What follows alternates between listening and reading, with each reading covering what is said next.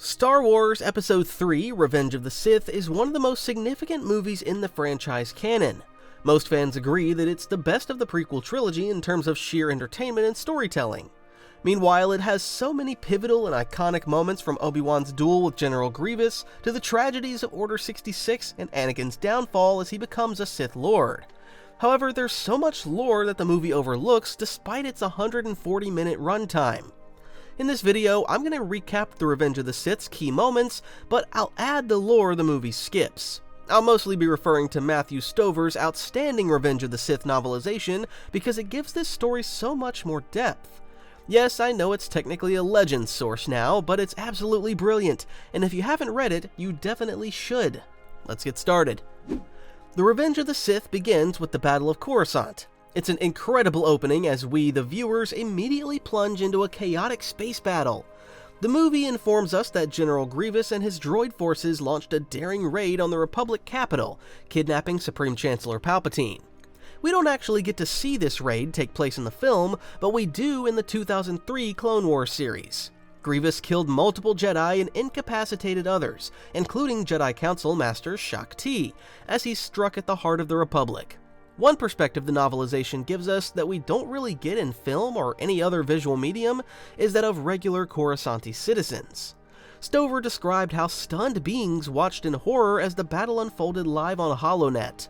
This is something that the movie overlooks. The Ryloth arc in the Clone Wars series offers some insight into civilian suffering during the conflict, but otherwise it's generally lacking. The novelization says, live via HoloNet, beings watch the Separatist droid army flood the government district. The coverage is filled with images of overmatched clone troopers cut down by remorselessly powerful destroyer droids in the halls of the Galactic Senate itself. A gasp of relief. The troopers seem to beat back the attack.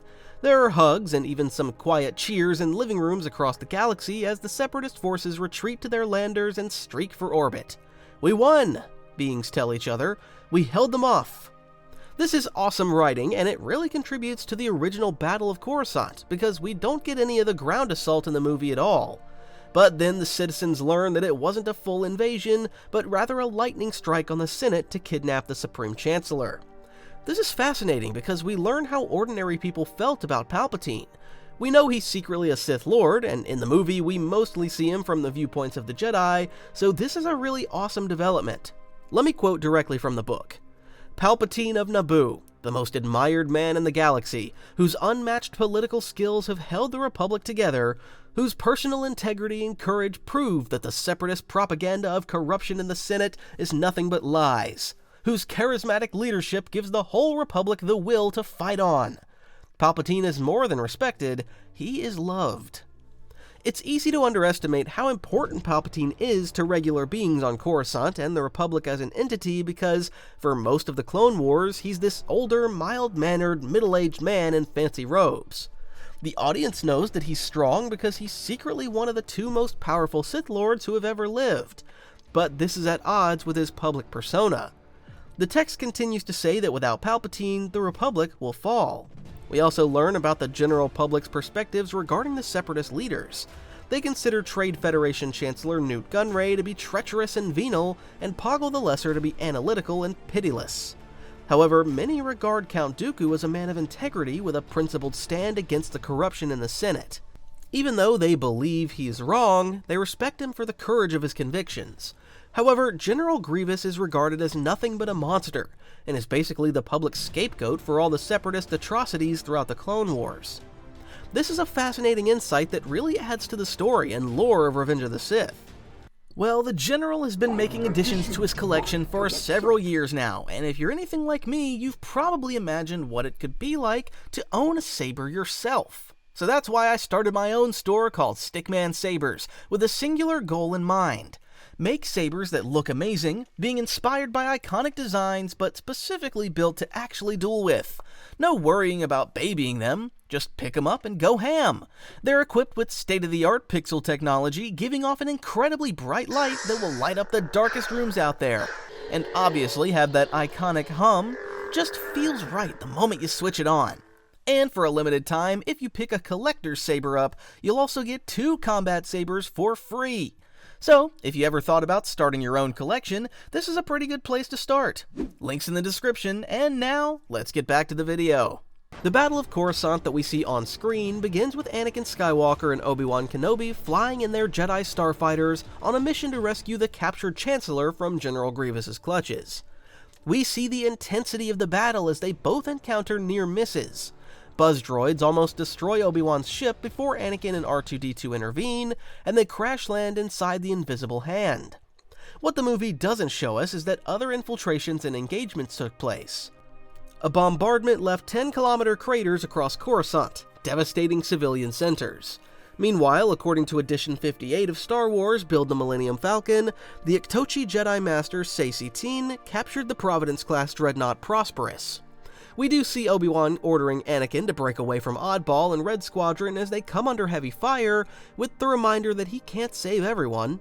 The novel gives further context because it shows Anakin's inner monologue as he remembers his mother's broken and bloody body, because he was too late to save her. Another aspect the movie doesn't really show is Anakin's desperation. The novelization brilliantly emphasizes his emotional attachment to Palpatine, whom he explicitly identifies as a father figure. Let me quote the novel again. "The Supreme Chancellor has been family to Anakin, always there, always caring, always free with advice and unstinting aid. A sympathetic ear and a kindly, loving, unconditional acceptance of Anakin as he is, the sort of acceptance Anakin could never get from another Jedi, not even from Obi-Wan. He can tell Palpatine things he could never share with his master. He can tell Palpatine things he can't even tell Padme." This is obviously incredibly foreboding because we know what will happen to Anakin, but we'll talk more about that later. Now we're moving toward the next key incident in this movie, the downfall of Count Dooku. In the movie, we see General Grievous's confusion about why they were driving the Jedi toward the Supreme Chancellor instead of taking him out of the system. Stover's novelization gives us Dooku's perspective, which completely changes and develops our understanding of the events that would immediately unfold. It describes how he planned to make Grievous the scapegoat of this sadly necessary war. We also learn about the Lost 20, the Jedi Masters who renounced the Order. They appear in one of the movie's deleted scenes, but we must turn to the book to learn more about them. According to StarWars.com, the first member of the Lost 20 was Umbaran Jedi Master Phaneus, who became Darth Ruin.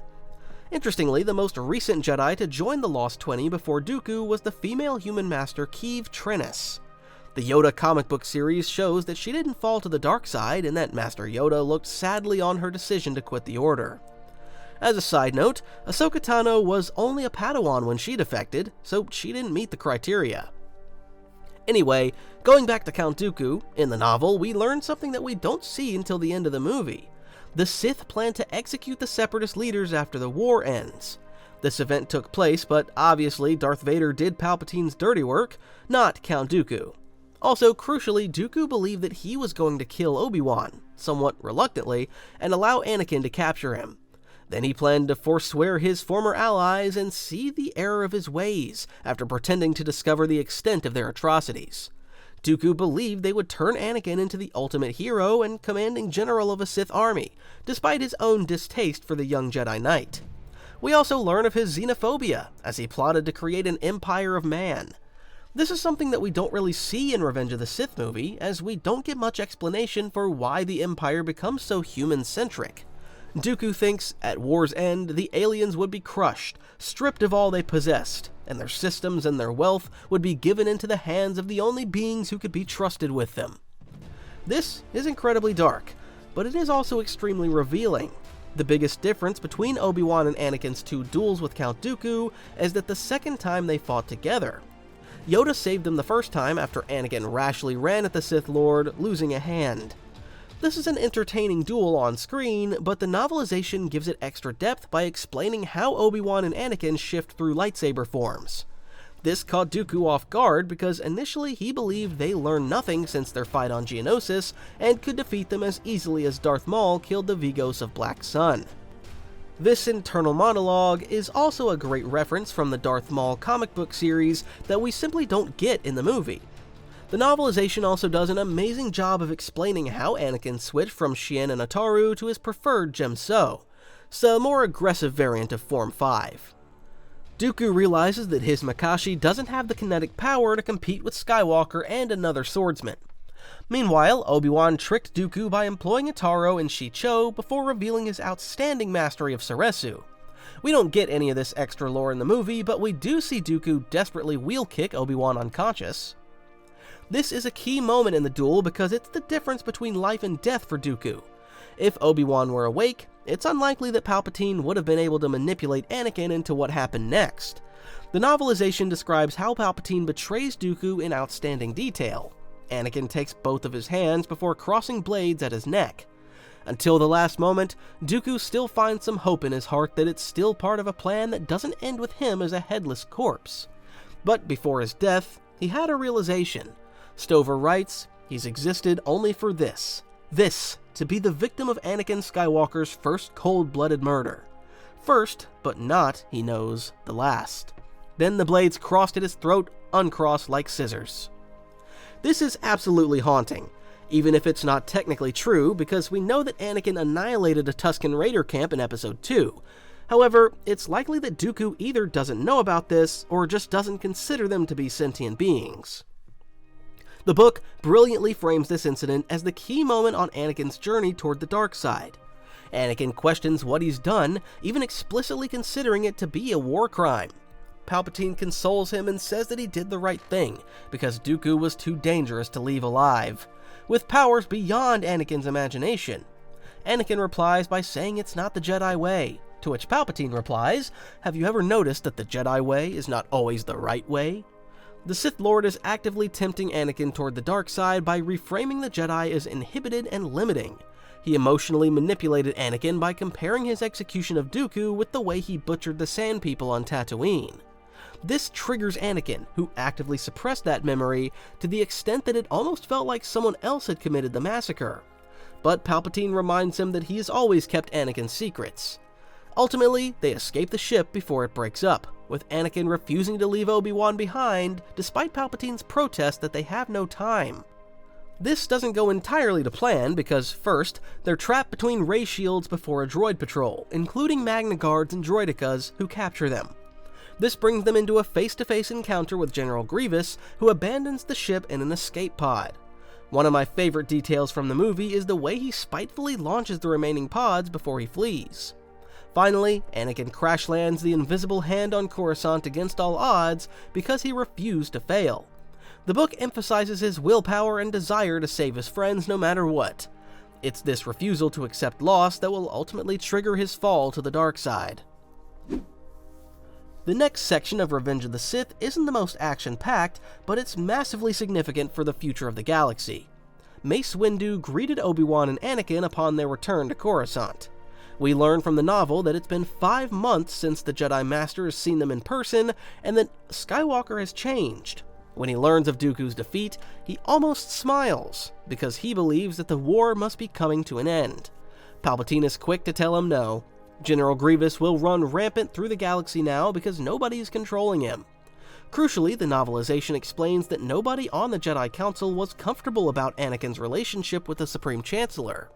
Windu does emphasize this to Obi-Wan in the movie, but the book takes it deeper. The Jedi Master says there's something between them, something new. I could see it in the Force. It felt powerful and incredibly dangerous. Of course, they have no way of knowing that Palpatine convinced Anakin to execute a completely vulnerable and defeated man with no hands and cold blood. We also gain an insight into Windu's mind as the novelization explains that his particular gift is seeing how people and situations fit together inside the Force. However, the rebirth of the Sith had led to a darkening cloud that made it harder each day. What is clear is that the Jedi Council is increasingly suspicious of Palpatine's motivations. In Mace's words, the Chancellor loves power. If he has any other passion, I haven't seen it. Meanwhile, the Jedi are aware of the existence of Darth Sidious, another Sith Lord, and believe that he's in Palpatine's inner circle. In the novel, Windu raises Palpatine's advisor Sate Pestage and the Senate Speaker Masameda as potential suspects. We know from the Revenge of the Sith visual guide that they have extremely close but servile relationships with Palpatine, and we're aware of his identity. However, they don't suspect the Chancellor himself because, as Mace says, he already rules the galaxy. Master Windu also tells Obi-Wan that they must keep Anakin off the Jedi Council because he's too unstable, despite his extraordinary gifts. Crucially, he says that the Jedi prophecy that caused Qui-Gon Jinn to identify Anakin as the Chosen One in Episode 1 is not absolute. This is all extra detail that we get in the novelization that the movie doesn't have time to develop, so I highly recommend reading it. The most stunning part of this exchange is when Mace says that they may even have to move against Palpatine if he refuses to give up power. This is incredibly powerful given that we know his eventual fate. Anakin and Padme finally reunite as husband and wife after 5 months apart. This is also the first time that she saw the burn scar that he received in a duel against Asajj Ventress, although this is no longer canon. The movie wonderfully shows their emotions as they fall into each other's arms, and then Padme breaks the news. She's pregnant. But the novelization gives further context and expands the lore. First, it says she watched him as everything their child would mean cycled through his mind, and her heart caught when she saw first of all the wild, almost explosive joy that dawned over his face, because that meant that whatever he had gone through on the Outer Rim, he was still her Annie. This was adorable, but then a shadow crosses Anakin's face as he realizes that she will eventually be unable to hide her pregnancy, and their relationship will become public. But finally, he realizes that he does not care about this, with the book heavily implying that either the Jedi Order must change for him, or he'll leave it for his family. Ultimately, he decides to stay with the Jedi until Padme gives birth, because he believes it will give her the best hope of survival. Uh-oh. That night, Anakin has a dream that feels like a semi-prophecy with haunting images. Padme screamed and begged for him in terror before he finally woke up in a sweaty terror. They discuss it on the balcony of Padme's apartment as they look out on the city. Anakin explains that the dream was like the ones he used to get about his mother. The implication is clear that this is more than a dream, and he believes she will die in childbirth. She refuses to accept that this makes sense because, after all, they're on Coruscant with access to the best medical care in the galaxy. Then we learn that Anakin isn't entirely sure that Obi-Wan would be loyal to him over the Jedi Order. It's heartbreaking because the novelization emphasizes how the galaxy sees them as a heroic duo, the perfect counterweight for each other. Again, this strongly hints at the tragedy that is rapidly approaching. It's all the more painful because we know what's going to happen. Everybody watching this will know that Palpatine uses his power to insert Anakin onto the Jedi Council as his representative. The Council resentfully accepted this, but refused to grant Anakin the rank of Master or even to speak. However, going back to the novelization, there's even more essential lore we should note. In Chapter 10, Obi-Wan, Yoda, and Mace Windu scan a report they obtained from the Jedi's unnamed allies in the Senate. In short, it is an amendment to the Security Act and would give the Supreme Chancellor control over the Jedi Council. As Mace notes, this would give Palpatine the constitutional authority to disband the entire Jedi Order. We know that this wouldn't happen in practice, and that Palpatine's goal is to trigger a Jedi insurrection to frame them as enemies of the Republic. None of this occurs on screen, but it's a brilliant exposition that really shows the extent of the tension between the Jedi and the Supreme Chancellor. The 3 Jedi Masters even explicitly say that now they know Palpatine cannot be trusted, and agree that this is a move toward their destruction. In the words of Mace Windu, darkness surrounds the Chancellor. Again, it's crucial to remember that not all of this is to be taken as part of the current canon. For example, Windu refers to Depa Billaba, who fell to the dark side in Legends, but has a retconned fate in canon. Nonetheless, it's a fascinating exposition, and many fans choose to focus on the Legends continuity over the new canon. However, it shows how the Jedi's overabundance of caution proves ultimately to be devastating. Next, I want to focus on the progression of Anakin's fall toward the dark side as we see in Revenge of the Sith. If we go back to the beginning of the movie, we see his confidence in his abilities as a fully fledged Jedi after years of war. But the novelization reveals that a fear lingers in his heart that he compares to a dragon. It explains that children on Tatooine tell each other of the dragons that live inside the sun, but Anakin's fear is like a dragon that's inside of a dead star. We learn how he encountered a white dwarf for the first time as a youngster. Obi-Wan used this as an opportunity to explain that this is why Jedi don't form attachments, because all things pass. In Obi-Wan's words, to hold on to something, or someone, beyond its time, is to set your selfish desires against the Force. That is a path of misery, Anakin. The Jedi do not walk it. Unfortunately, Anakin refuses to accept this, and Palpatine manipulates his fears. This dragon is a recurring motif throughout the book, although it obviously doesn't feature in the actual motion picture. However, it's an incredible metaphor for Anakin's inner turmoil and makes his turn toward the dark side more realistic. I'd even go as far as saying it makes him more sympathetic, too. We also learn from the novelization that Anakin wished to consult the Jedi Temple's archives so that he could learn everything possible about prophetic dreams. However, the bad news was that this sensitive information was only available to Jedi Masters. After this, Obi-Wan warns Anakin to be wary of Palpatine, telling him that he's speaking to him as a friend, not as a Jedi. Then a shuttle takes Anakin to the Supreme Chancellor, where the pair have an intense conversation in Palpatine's private chambers. Palpatine warns Anakin that he's coming to fear the Jedi's motivations and that he believes they're scheming against him. He also says that if Darth Sidious walked through this door right now, he'd offer him a brandy and asked if he could help stop the war. This obviously astonishes Anakin, who is also experiencing very mixed emotions. His friendship with Palpatine is sincere, and he trusts him deeply. All the same, the Jedi and Obi-Wan took him as a youngster, irrevocably changing his life from when he was a slave boy. Finally, Palpatine asks Anakin to be his personal representative on the Council, a move they both know will infuriate the Jedi. The book provides further detail that Anakin will become the youngest Council member in the 25,000-year history of the Order. It's around this time that the Jedi Council has another secret meeting, where they basically tell Obi-Wan that it's time to actively turn Anakin against Palpatine. Nonetheless, they recognize his power and want to keep him in play to fulfill the Jedi prophecy that he's the Chosen One. According to the canon novel Master and Apprentice, the prophecy says, "A chosen one shall come, born of no father, and through him will ultimate balance in the Force be restored." Next, they agree to send Yoda to Kashyyyk.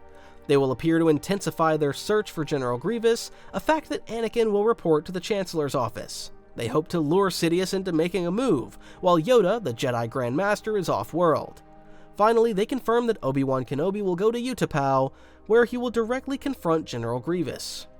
Not long after this, Anakin attends his first Jedi Council meeting. Again, the novelization gives this more depth than the movie. In the film, we see Anakin's anger after Mace informs him that he will have no voice, no vote, and will not hold the rank of Master. Anakin reacts by saying, "How dare you?" in a moment of incredible petulance. The movie doesn't cover him in glory, but the novel gives more of a reason for his anger. Remember, he wanted to go to the archives to read up on prophecies to save Padme. For a moment, he believed he was receiving a Jedi Master's privilege, so it was crushing for him to learn otherwise. This is one of several key moments where the book adds way more emotional impact instead of Anakin just being a spoiled emo kid. Adding to the complications is the reality that Padme Amidala joins the ranks of the discontented senators who realize that the Republic is sliding towards a dictatorship.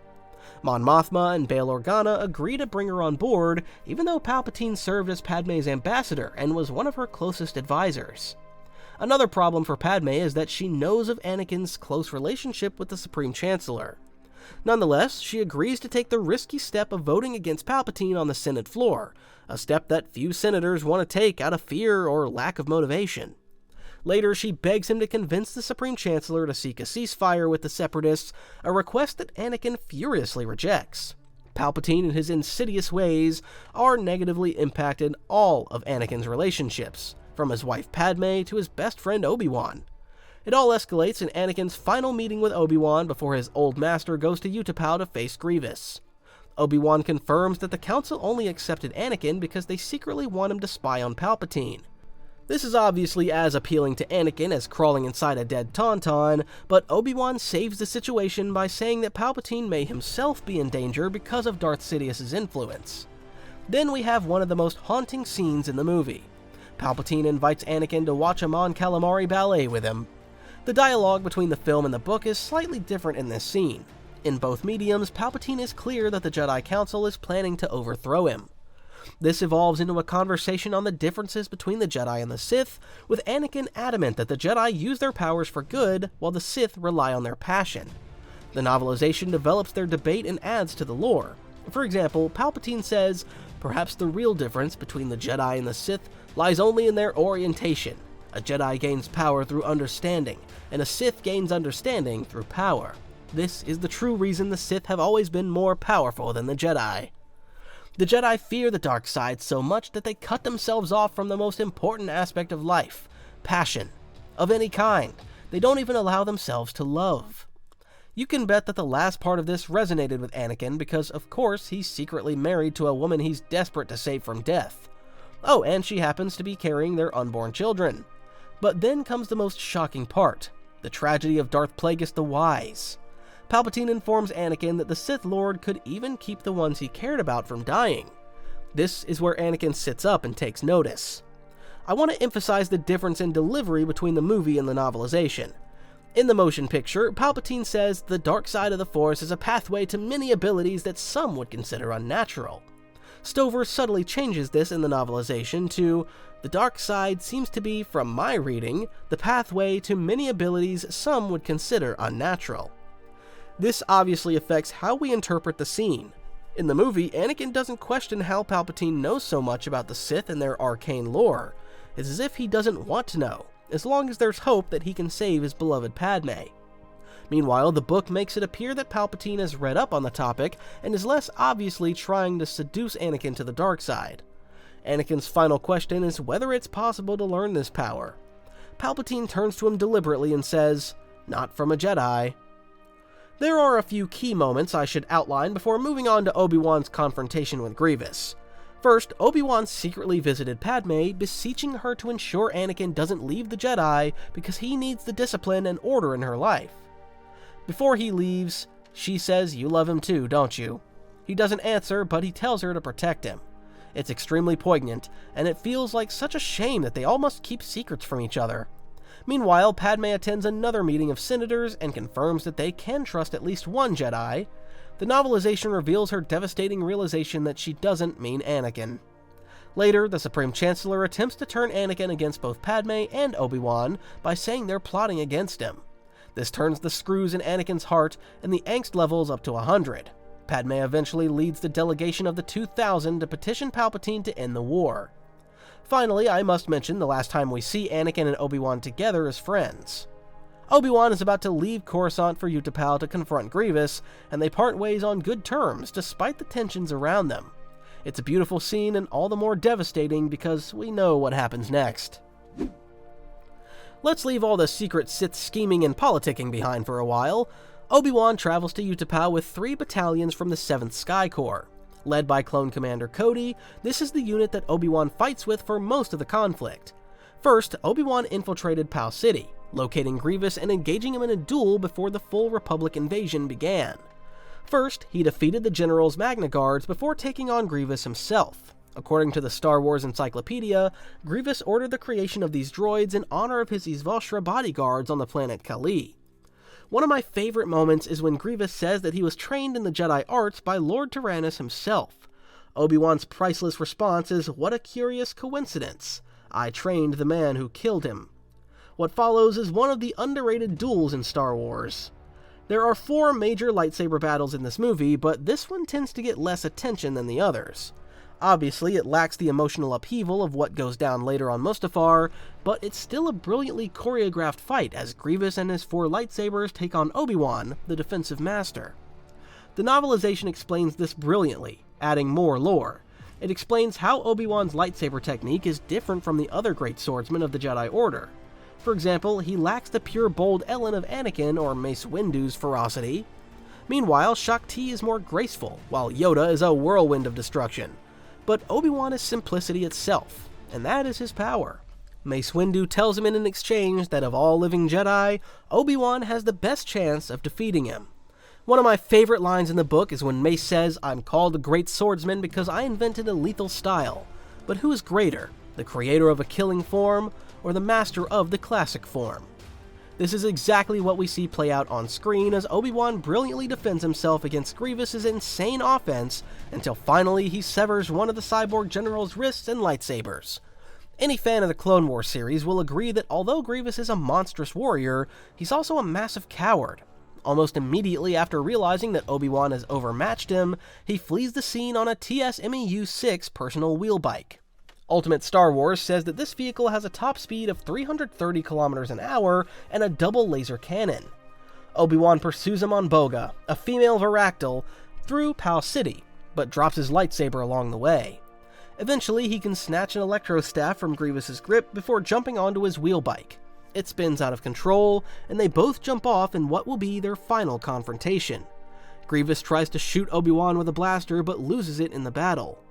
The main difference between the book and the movie is that there's a lot more dialogue in the novelization. In the text, Grievous sneers that he'd never give his servants weapons that can hurt him, but this doesn't happen in the movie. Actually, while the book is brilliant, I think the movie version is better here. Most of their on-screen fight is silent, with Obi-Wan tearing open Grievous's chest armor with his bare hands before the general sends him flying over the ledge. Grievous approaches him with an electro staff as Obi-Wan desperately clings on. As Grievous raises his weapon to finish the Jedi Master off, Obi-Wan uses the Force to grab the discarded blaster and shoots him in the chest. Grievous bursts into flames before dying a violent and explosive death. Then Obi-Wan tosses away the blaster with the immortal words, "So uncivilized." The end of the Clone Wars was finally in sight, but that's where the good news stops, I'm afraid. Back on Coruscant, things were going crazy. Anakin entered the Supreme Chancellor's chambers to inform him that Obi-Wan had engaged with General Grievous. In the movie, Palpatine then asked him if he wonders why the Jedi Council won't make him a master. Anakin acknowledges this, and says he knows there are secrets they aren't telling him. That's when Palpatine turns and invites him to learn the subtleties of the Force. A confused Anakin asks how he knows anything about the ways of the Force. The Supreme Chancellor then gives the shocking revelation that his master taught him the dark side of the Force. Only through him can Anakin learn a power greater than the Jedi and save his wife. Suddenly, everything clicks in Anakin's mind that Palpatine is the Sith Lord, and he ignites his lightsaber. Palpatine asks if he's going to kill him, and Anakin replies that he would like to, but then instead he'll turn him over to the Jedi Council. There are massive discrepancies between the novelization and the movie's version of events. In the book, Palpatine begins by saying that the Jedi are about to take over the Republic and that he will be the first to be arrested, even executed. Meanwhile, he frames the petition of the 2000 as a roll of traitors and a show of force that the Jedi will have political support after their betrayal. Again, this subtly pits Anakin against Padme, so it's a clever twist. Palpatine reveals his identity in a very different way. First, he reveals that he knows about Anakin's wedding and asks if he ever had to keep a secret from him. Then he invites Anakin to tell him what he wants, offering him anything he desires that he can see out of the window. First, a confused Anakin jokes about a custom Soro subspeeder before Palpatine asked if he'd prefer a battlecruiser. Then a stunned Anakin requests the senatorial apartments before looking into the sky and asking for Corellia. Palpatine's response is, does he mean the planet or the system? Anakin doesn't know if Palpatine is being serious or if he's just momentarily insane, so he quite reasonably asks how. Then it all comes out.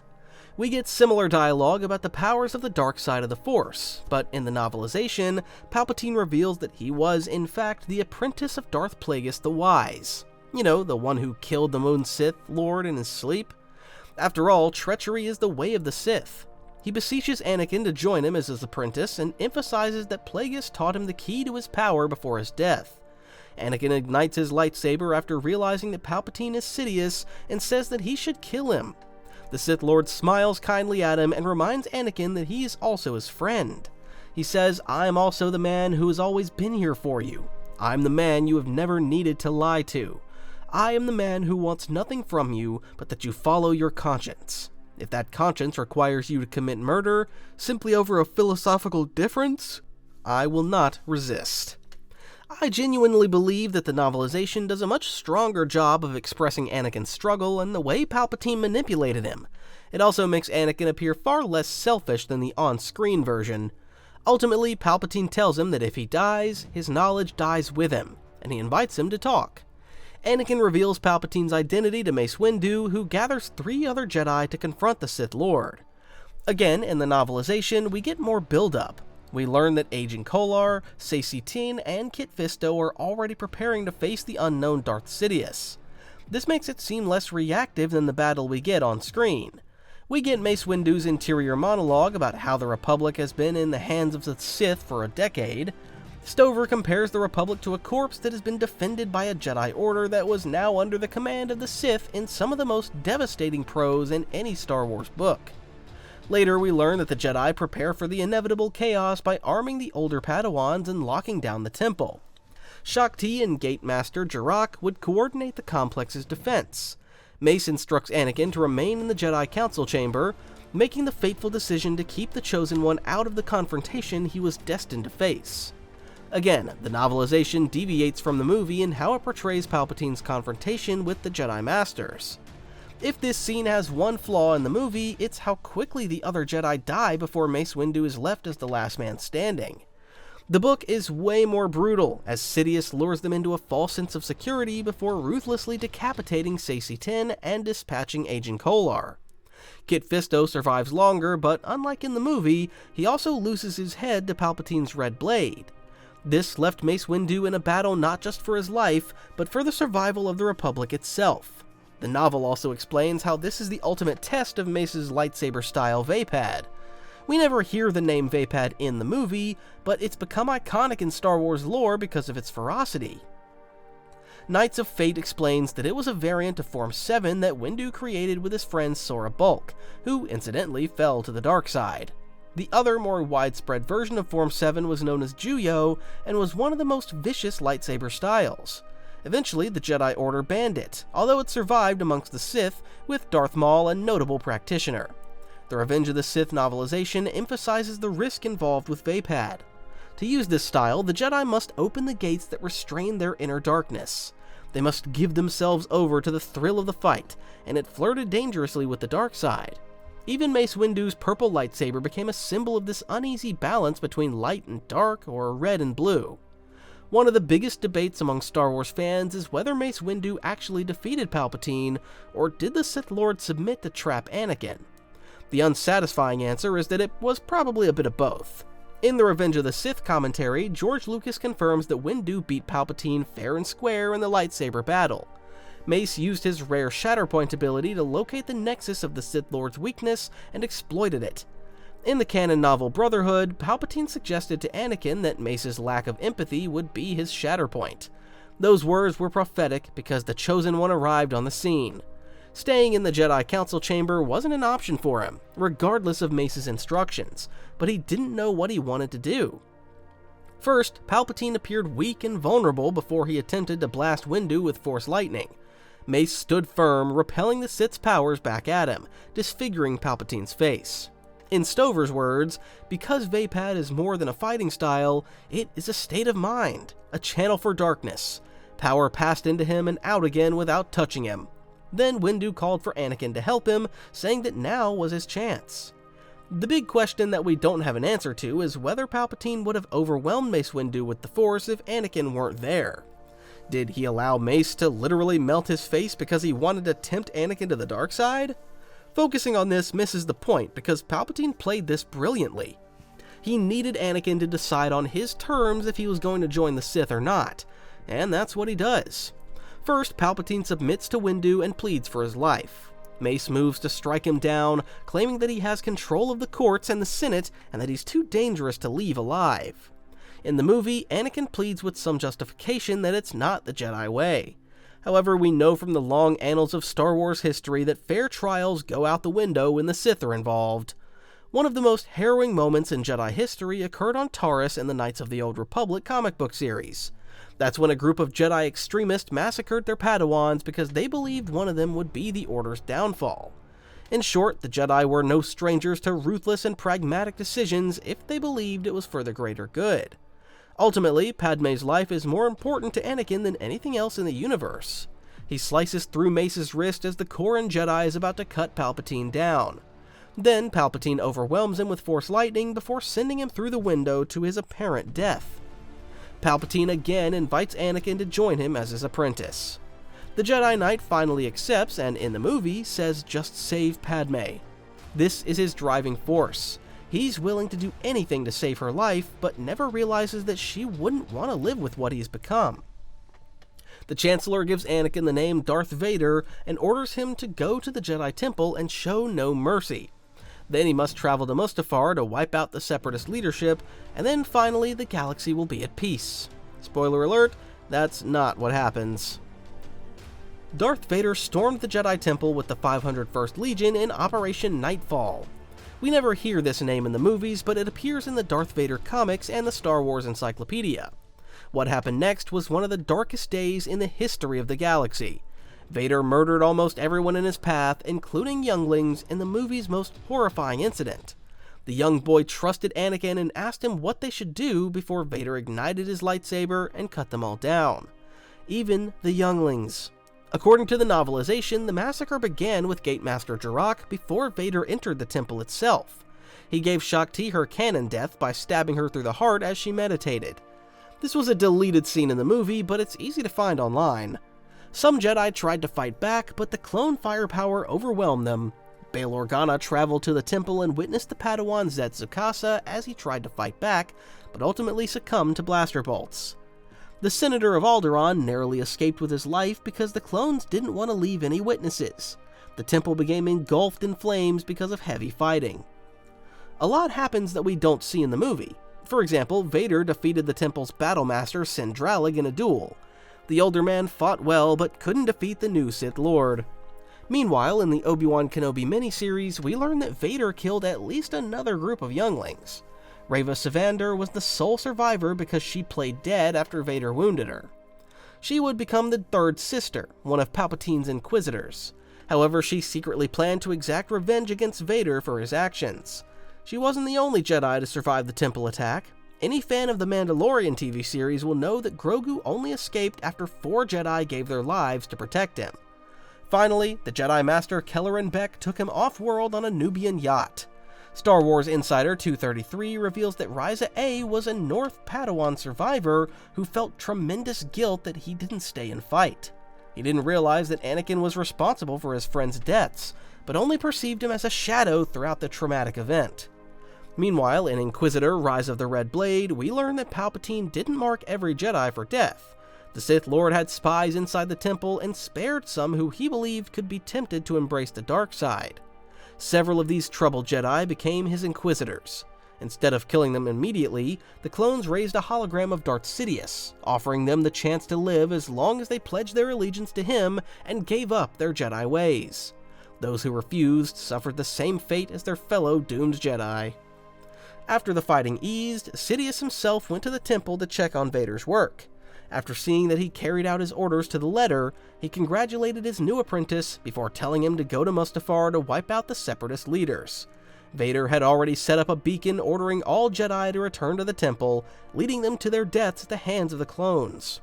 Before he left Coruscant, Vader went home to his wife. Padme knew the Jedi Temple was in flames, but Vader left her in disbelief when he told her the Jedi betrayed the Republic. In the novelization, he takes this further by warning her to dissociate from the senators who were against Palpatine. At this point, she didn't understand what he had done and that he was literally a child killer.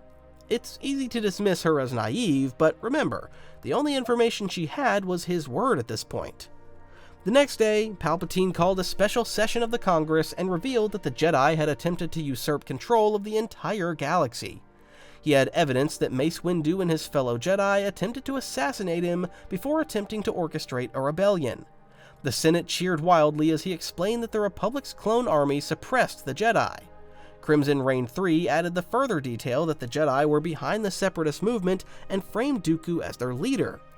Then came the defining moment of the entire event. Palpatine announced that to restore order and security throughout the galaxy, the Republic would become a unified body under his sole control, the Galactic Empire. This is when Padme delivers what's arguably her most iconic quote, "This is how liberty dies, with thunderous applause." It's a devastating moment as Palpatine finally achieved his vision of purging the Jedi Order and naming himself Emperor of the Galaxy. So far, I focused on events on Coruscant, so let's look at what happened off-world. At the same time as Operation Nightfall, Palpatine ordered clone commanders across the galaxy to execute Order 66. The Kaminoans inserted a behavioral modification biochip inside every clone trooper from creation. Upon activation, it compelled them to comply with orders to kill their Jedi commanders. The film shows how many of the most iconic Jedi Masters lose their lives. Ki-Adi-Mundi falls to a wave of blaster fire on Megiddo, Plo Koon's starfighter suffers catastrophic damage after a clone pilot ambushes him from behind, Aayla Secura's troopers gun her down on Felucia, hundreds of Jedi suffer similar fates across the galaxy because they are caught by surprise and outnumbered. However, if the movie's depiction of events has one flaw, it's that it doesn't show the emotional connection between the clone troopers and their Jedi generals. These scenes are even more devastating if you watch the Clone Wars series, because we know that in many cases, the Jedi and their clones were respected comrades, or at least friends. The 104th Battalion, known as the Wolf Pack, admired Plo Koon so much that they nicknamed him General Plo. Although she was technically not a Jedi, the 332nd Company painted their helmets in tribute to Ahsoka Tano before the invasion of Mandalore. What's also heartbreaking is that when the clones we've grown to know die at the hands of the Jedi through no fault of their own. The Revenge of the Sith novelization does provide one moment of humor amid all the darkness. Commander Cody hands Obi-Wan his dropped lightsaber before Palpatine personally calls him to implement Protocol 66. The text says Cody was a clone. He would execute the order faithfully, without hesitation or regret, but he was also human enough to mutter glumly, "Would it have been too much to ask for the order to have come through before I gave him back the bloody lightsaber?" Ultimately, Obi-Wan and Yoda are the two clearest survivors of Order 66 in the movie. However, we know there are more, including Caleb Dume, Cal Kestis, and Quinlan Vos. The Darth Vader comic book series reveals that Eth Koth became a priest and had a family before his final confrontation with the Sith Lord. Jedi librarian Jocasta Nu infiltrated the temple to secure priceless holocrons from falling into the hands of Palpatine, although she too met a violent end. Many of the survivors went into exile, while others joined rebel cells. Unfortunately, some even flirted with the dark side, including Baylan Skoll, as we see in the Ahsoka series. Yoda survived a clone ambush in epic style on Kashyyyk, as you might expect, before fleeing the planet with the aid of Chewbacca and Tarful in an escape pod. Finally, Bail Organa picked him up and brought him back to Coruscant to deactivate Palpatine's beacon trap. Along the way, they also intercepted Obi-Wan, who had escaped Utapau and General Grievous' starfighter. One aspect the book does really well is to emphasize the sense of loss that Obi-Wan felt. He genuinely believed that Anakin must have died at this point, and almost succumbed to grief when he thought of everyone who lost their lives. Ultimately, Yoda reminds him that as long as one Jedi survives, the Order does too. They must resist the darkness, and especially the darkness within themselves. When they arrive on Coruscant, they infiltrate the Jedi Temple. The movie shows Yoda and Obi-Wan defeating clone troopers before they enter the temple. It's shocking because bodies are everywhere. In the novelization, Obi-Wan even recognizes some of them by name, which makes it all the more poignant. Anyway, Yoda notices that one of the Padawans died from a lightsaber stroke, not a blaster bolt. It's clear that he already knows who's responsible, but Obi-Wan either doesn't realize or can't accept it. It's not until he checks the camera footage and sees Anakin chopping down his fellow Jedi and kneeling before Sidious that he acknowledges the truth. Obi-Wan and Yoda agree that they must confront the two Sith Lords and end their reign of terror. We see Obi-Wan beg Yoda to let him face Sidious because he doesn't believe he can kill Anakin. That's not out of respect for his former Padawan's abilities, but because of his emotional attachment. But Yoda shakes his head and tells him he's not powerful enough to fight Sidious, and that Anakin is no longer the same species he once was. Then we have one of the most emotional scenes in Episode 3, because Obi-Wan goes to Padme to ask where Anakin is. He reveals that he has fallen to the dark side, but Padme refuses to accept this. Obi-Wan says that he needs to find him before Padme turns in a moment of realization. "You're going to kill him, aren't you?" she says. Obi-Wan doesn't confirm or deny this, but a haunted expression crosses his face. Ewan McGregor delivers some of his best work here because he's outstanding. Obi-Wan responds that Anakin has become a great threat. The stage is set for one of the greatest duels in the prequel trilogy and Star Wars history. Padme immediately went to find Anakin on Mustafar in a bid to stop his madness and remind him of her love for him. But she didn't count on Obi-Wan stowing away on her ship. In his rage, the new Darth Vader accused her of working with Obi-Wan against him. He force-choked his pregnant wife before finally realizing what he was doing and dropping her body. She lay prone as Obi-Wan checked her vitals, and Anakin accused his old master of turning her against him. Finally, Anakin says, "If you're not with me, you're against me." Obi-Wan replies, "Then I will do what I must." He is the first to ignite his lightsaber, and the duel begins. Vader has already mercilessly executed the Separatists in the most mechanical way. He already appears to be inhuman, and his eyes have an increasingly demonic appearance with an amber glow. This is a manifestation in some Sith as a result of embracing the dark side and committing horrendous atrocities. The Star Wars Encyclopedia says that eyes are windows to the soul. Eyes reflect the emotions harnessed by the Sith. When rage and anger seethe inside a dark side user, their eyes may burn yellow with a fiery red rim. Proficient dark side users like Count Dooku and the Emperor can control this anomaly, hiding their evil appearance when necessary. Some Sith, like Darth Maul in the Clone Wars or Darth Malak in Knights of the Old Republic, simply don't bother disguising it. Meanwhile, newer Sith may struggle to hide their emotions like Anakin on Mustafar. His eyes glowed yellow as he massacred the Separatist leaders, but returned to normal when Padme appeared. Ultimately, we know what happens. Anyone watching this video will know that Obi-Wan defeats Anakin after securing the high ground. He slices Anakin's legs off, leaving him clutching the sand as lava threatens to consume him. Obi-Wan delivers one of the most epic speeches in the movie. "You were the chosen one! It was said that you would destroy the Sith, not join them! Bring balance to the Force, not leave it in darkness!" Anakin's eyes burn in rage as he screams that he hates Obi-Wan, who reminds him that he was his brother and he loved him. It's a suitably Shakespearean conclusion to this epic, tragic story. Then Obi-Wan turns and leaves his old friend to die a miserable, agonizing death. Unfortunately, we know that this decision not to apply to a finishing blow would cost the galaxy dearly. Meanwhile, Yoda was fighting a simultaneous duel with Darth Sidious in the Senate chambers. After scattering Palpatine's Red Guard with the Force, the pair crossed blades. This was an extremely entertaining duel, even though it understandably falls in the shadow of Anakin vs. Obi-Wan. The novel provides some crucial insights that the movie doesn't deliver. It appears relatively even on screen until Yoda eventually flees with Bail Organa, rescuing him in his shiny XJ2 customized airspeeder. However, according to the novelization, Yoda realizes that he just doesn't have enough to beat Sidious. Suddenly, he understands that the Sith have evolved over the 1,000 years since their last war against the Jedi. Meanwhile, the Jedi remained the same, and this would cost them dearly. Ultimately, this is why Yoda decides to leave, because he knows it is not his destiny to defeat the Sith. Instead, he must survive to train the one who will come to restore balance to the Force. Now we're moving toward the movie's finale.